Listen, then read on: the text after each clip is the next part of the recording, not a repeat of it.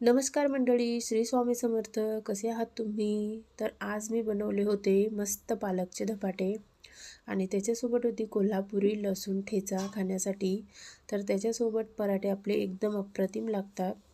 तर तसे तुम्ही दह्यासोबत किंवा शेंगदाण्याच्या चटणीसोबतसुद्धा खाऊ शकता, ते छानच लागतात. तर चला मग आपण रेसिपी सुरू करूया. त्यासाठी मी एक पालकाची जुडी घेतली. पालक चांगला स्वच्छ धुवून कट करून घेतला आणि त्याच्यासोबत आपल्याला लागणार आहेत हिरव्या मिरच्या आपल्या चवीनुसार, थोडीशी कोथिंबीर, जिरे आणि लसूण. तर इकडे मी गॅस सुरू केला. गॅसवर कढई ठेवली. त्या पालकामध्ये आपल्याला थोडंसं तेल घालायचं आहे, मीठ घालायचं आहे आणि थोडी अर्धा चमचा हळद पावडर घालायची आणि पालक आपला चांगला शिजू द्यायचा. त्यामध्ये पाणी टाकायची गरज नाही आहे.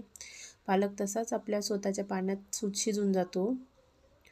तर पालक इकडे मस्त मऊसूत करून घेतला, जेणेकरून आपले धपाटे जे आहे ते खूप छान होतात, नरम राहतात. इकडे मी 1 वाटी बाजरीचं पीठ घेतलं, 1 वाटी गव्हाचं पीठ घेतलं, अर्धी वाटी बेसन पीठ घेतलं. बाजरीच्या पिठाच्या ऐवजी तुम्ही ज्वारीचे पीठसुद्धा यूज करू शकता.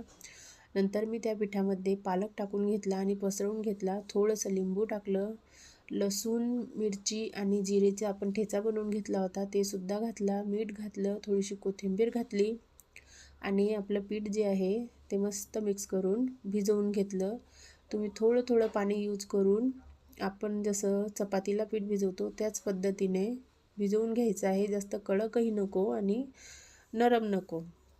तर मी इकडे व्यवस्थित आपलं पीठ भिजवून घेतलं, थोडंसं तेल घातलं आणि 10 मिनटे आपलं पीठ साईडला ठेवून दिलं.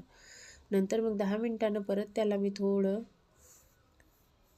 नरम केलं आणि मळून घेतलं आणि थोडंसं आपण चपातीला जसा उंडा घेतो त्याच पद्धतीने उंडा घेऊन व्यवस्थित आपण तेल लावून आपण चपाती जशी लाटतो त्याच पद्धतीने लाटायची. आणि तुम्ही व्हिडिओमध्ये बघू शकता, चपाती जशी लाटतो सेम तसंच लाटायचं आहे पराठा. इकडे लगेच तवा ठेवला, तव्यावर थोडंसं तेल घातलं आणि आपलं त्याच्यावर पराठा घालून घेतला. तर दोन्ही साईडने मी आपले मस्त पालकाचे धपाटे असे भाजून घेतलेले आहे. तुम्ही याला धपाटे, पराठे काहीही म्हणू शकता.